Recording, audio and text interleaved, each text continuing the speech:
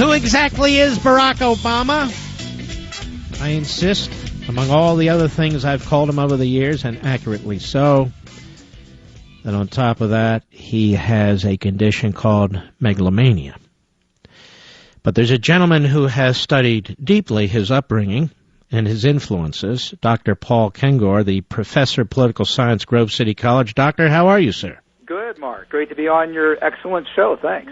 Well, thank you. It's been a while, but, this is perfect timing, Professor. I want you to remind my magnificent audience, there was a lot of influences on Barack Obama when he was a young man, but Frank Marshall Davis was a primary influence. Will you remind everybody who he was and how influential he was on Obama?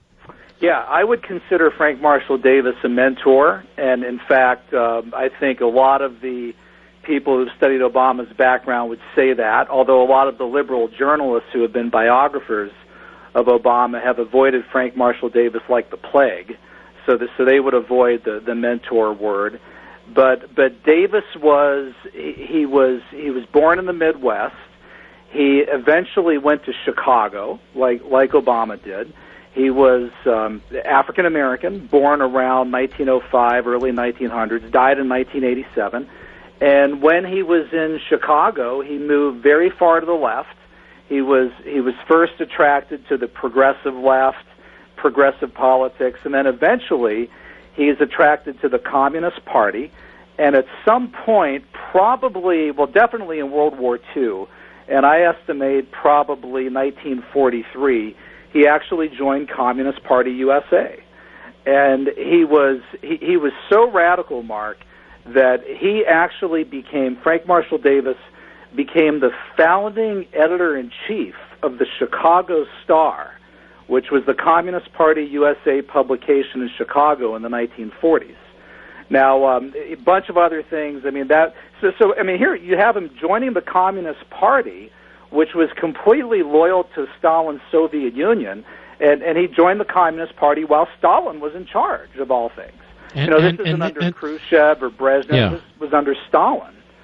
And he eventually met Barack Obama when Davis left the Chicago Star to go to Hawaii and met Obama roughly the autumn of 1970, and met with Obama multiple times, long evenings, throughout the 1970s. No one's exactly sure how many times, although I see that David Marinus more recently reported upwards of 12, 15, 16, 17 times, something like that. How old was Obama? Obama would have been, this was the 1970s, so the time of about 9 or 10 years old all the way up through the time he left for Occidental College. And by the way, what's so interesting about this is the only reason that we really know this is that Obama, in Dreams from My Father, talks about Frank Marshall Davis. And in fact, he goes to get advice from Frank.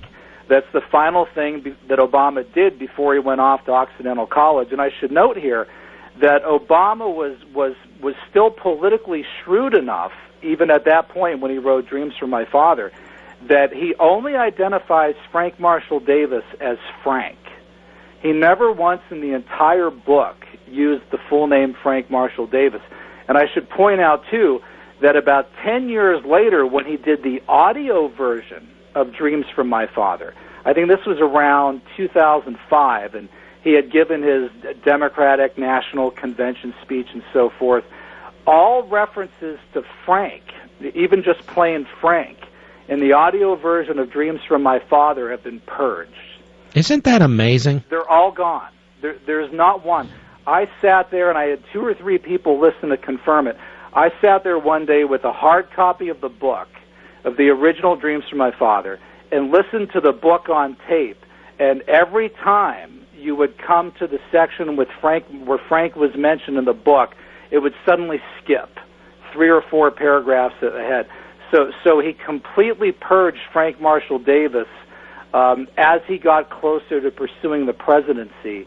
And here he is today, and I don't know of any journalist other than perhaps David Marinus who's asked Obama about Davis or challenged him about it or anything at all.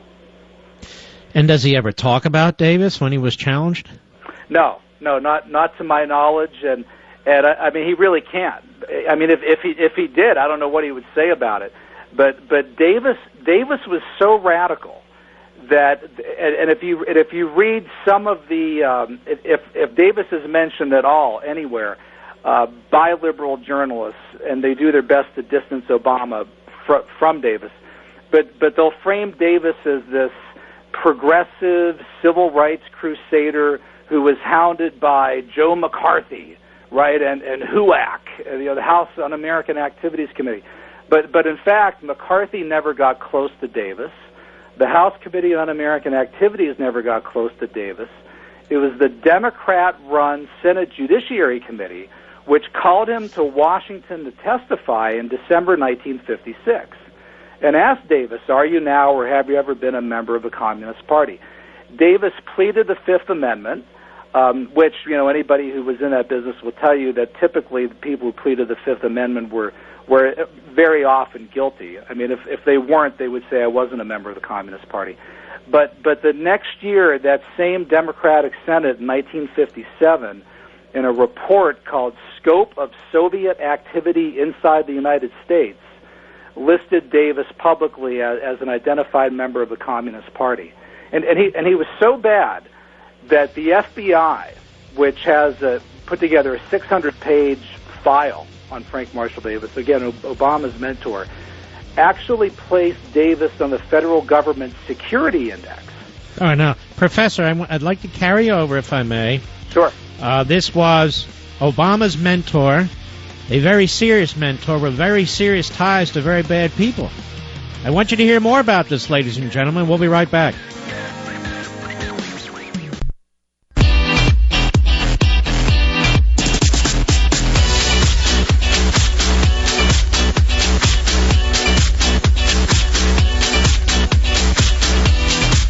The one-man antidote for liberal media bias, Mark Levin. Call him now at 877-381-3811. Professor Paul Kengor, political science, Grove City College, a great college, expert on Obama's ties to, among others, Frank Marshall Davis, as well as Valerie Jarrett's ties, which I want to get to in a moment.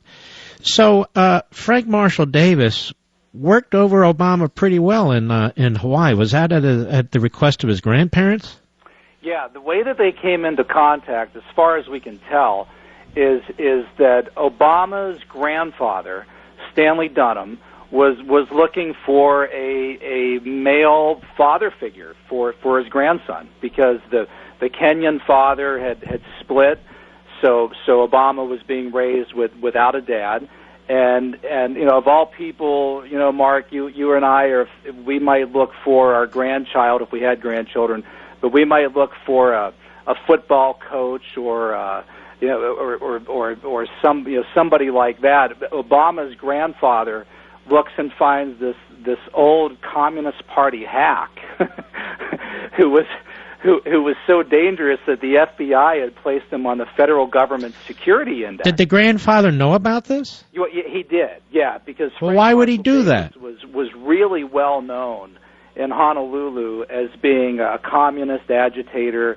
When he left the Chicago Star, which was sold to, among others, a group of people that included one of the mentors of David Axelrod, which we can get to in a minute. But he went to Hawaii, he went to Honolulu, and he started writing for the Communist Party publication in Honolulu, which was called the Honolulu Record. He had a regular column for that, and so. Right, but what I'm trying to figure out is why would his grandfather, Obama's grandfather, turn to this man to indoctrinate his grandson? Yeah, and it's clearly a symptom of Obama's grandfather's radicalism. In fact, we know, because people who were there and were friends of both of them said that Stanley Dunham, the grandfather, and Frank Marshall Davis would drink whiskey together, and one witness says they even smoked dope together.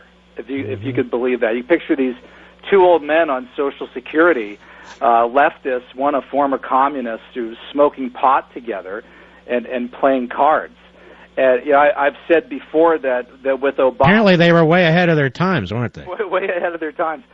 With Obama, we arguably have, and I know this sounds incendiary, but I think it's accurate, we arguably have our first red diaper baby president, in the sense that he's raised here by mentors and influences who were very far to the left. I mean, Obama's mother, met Obama's father in a Russian language class at the University of Hawaii in the fall of 1960.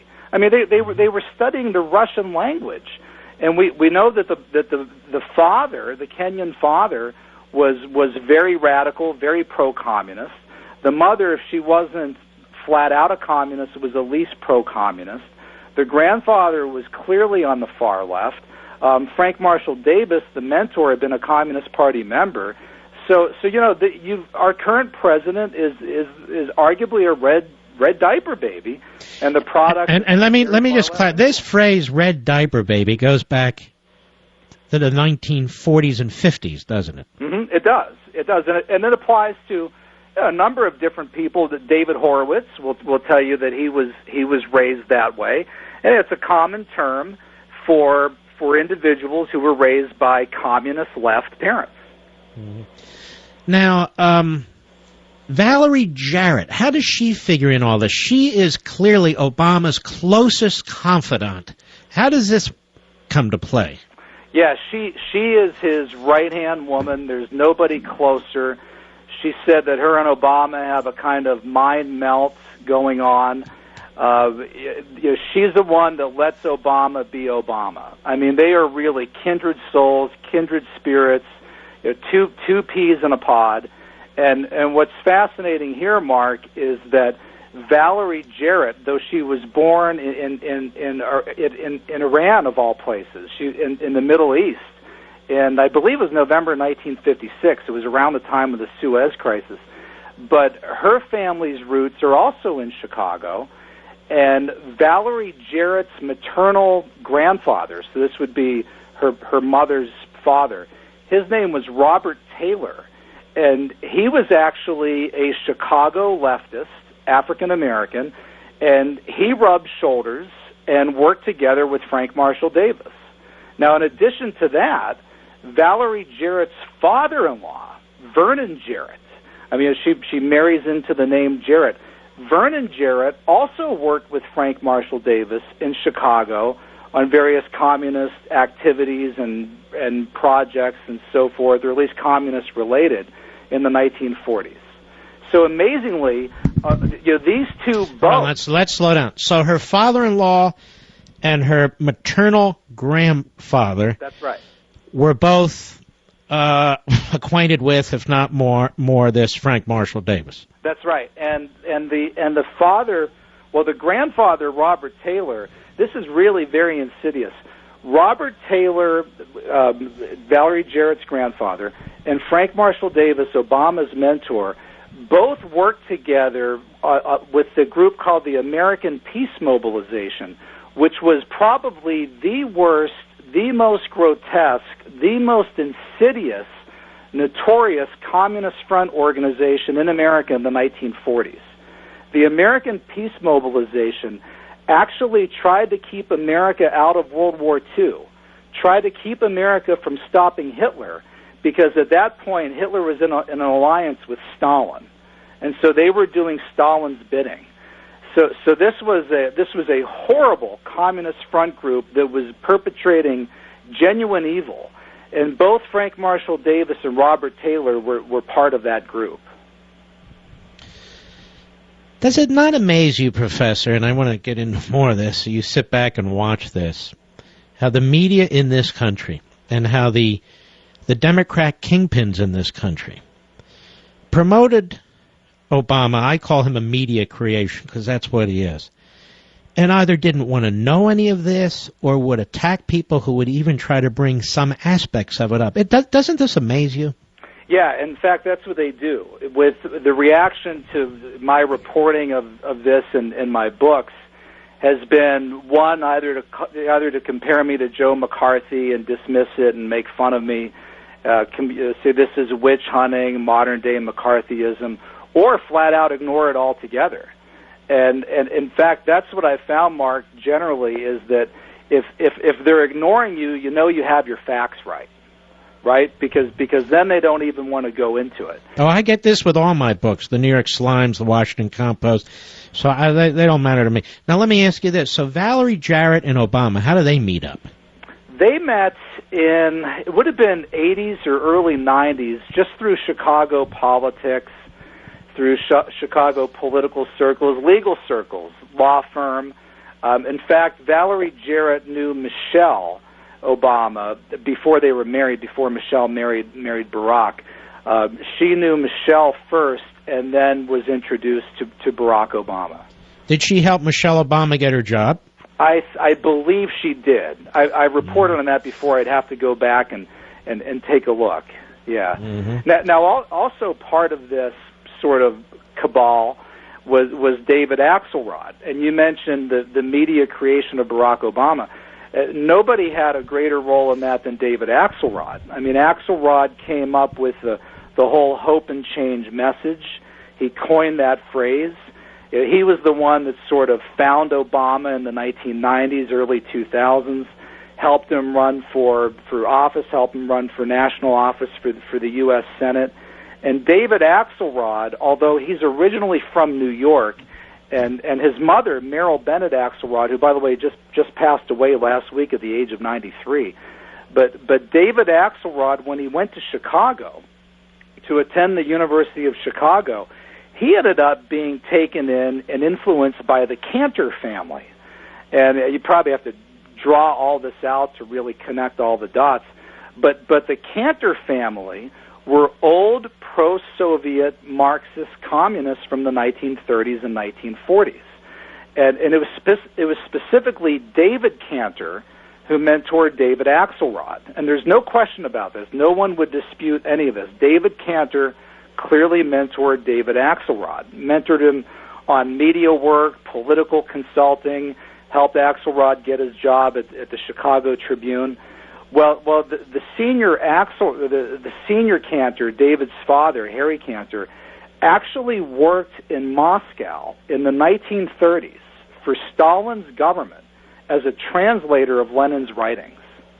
Actually worked in Moscow. And after he spent several years working in Moscow for Stalin's government translating Lenin, I mean, this guy ran for governor of Massachusetts on the Communist Party ticket in the 1930s. And then he goes to Moscow. He works for Stalin's government translating Lenin. Then he comes back to Chicago, where there he meets Frank Marshall Davis, Barack Obama's mentor. And then eventually the Cantor family stays there, and they meet David Axelrod. So all of these folks, you've got Obama, Valerie Jarrett, and David Axelrod, all have these common political ancestors literally out of Chicago's Communist Party USA circles in the 1930s and 1940s. You can't. How did Axelrod meet Obama?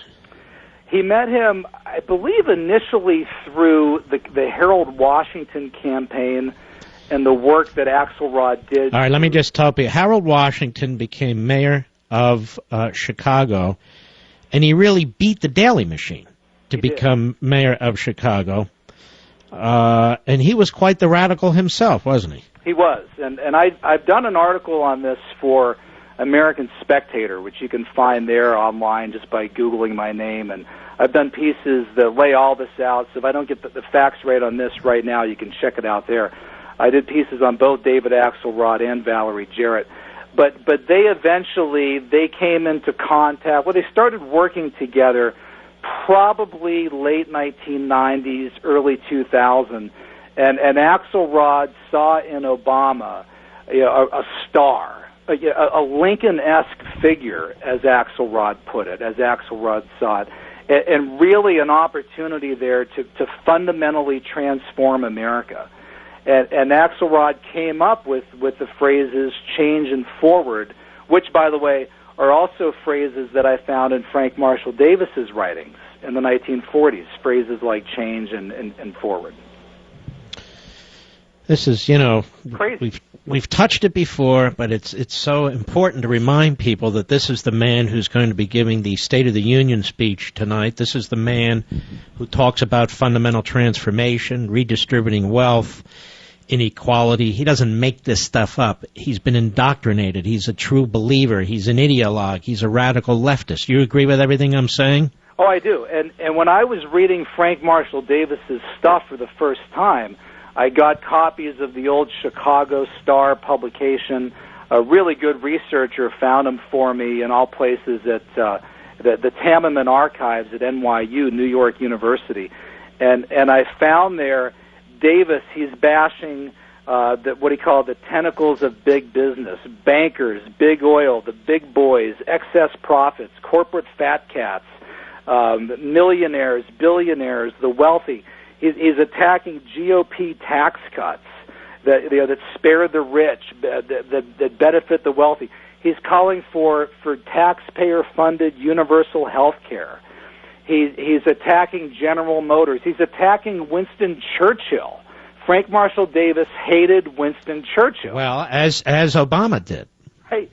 Yeah, when Obama first came in, and we read in the press that he sent the bust of Churchill back to the British embassy, and Americans are thinking, how could that possibly be? Who doesn't like Winston Churchill? Mm-hmm. Well, I could tell you, the only people who didn't like Winston Churchill that I've ever come across was Communist Party USA, the Daily Worker, Stalin, Molotov, the Kremlin, and Frank Marshall Davis. And, of course, those who were at the Third Reich. Right. Now, Dr. Paul Kengor, professor of political science at Grove City College, the book is The Communist Frank Marshall Davis, The Untold Story of Barack Obama's Mentor. It is a great book. I've already read it. I want to encourage people to look at it. But I thought it was very important, Doctor, to have you back so we could talk about this, given the context of this speech, because not a single commentator on television or radio will bring up any of this. So I want to thank you very, very much. I've got to run. I've got a hard break.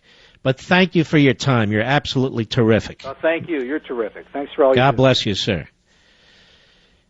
Isn't that fascinating? Absolutely fascinating. And it's all true.